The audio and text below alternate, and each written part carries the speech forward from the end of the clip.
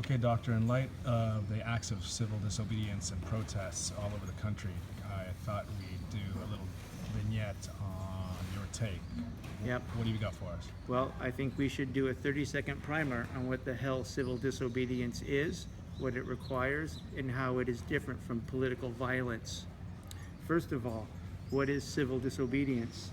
Civil disobedience is the conscientious breaking of the law in non-violent and passive forms of political action. Most advocates of civil disobedience emphasize the non-violent dimension of civil disobedience. Second critically important point. Civil disobedience recognizes two major points. One, government is necessary, and two, civil disobedience recognizes the legitimacy and the authority of the law. Civil disobedience targets only unjust laws or laws that are in gross violation of the Constitution. 4, civil disobedience breaks the law out of respect and love for the law. 5, civil disobedience is not revolution, and it does not advocate forms of political violence because it does not seek to overthrow the government.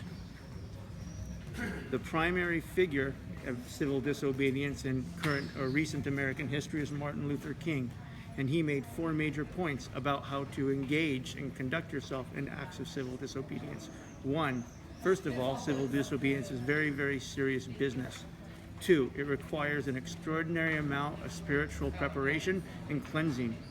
3, people who engage in acts of civil disobedience must be prepared to bear violence and to bear punishment for what they are doing. And 4, most importantly, they should not react violently. That's why it requires a tremendous amount of spiritual preparation. And 5, civil disobedience isn't for everybody. Now, what is the difference between civil disobedience and revolution?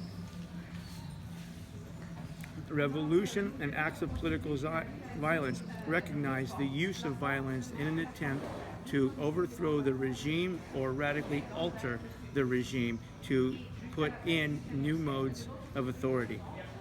Now, trouble with all of this is, and this is what we're seeing right now in America, civil disobedience quickly slides into political violence because many people are not prepared to bear the violence and to bear the pain and to bear the suffering that comes from police violence. So, that's your 30 seconds on civil disobedience. Be prepared for it, and more is coming. Thanks, Doctor.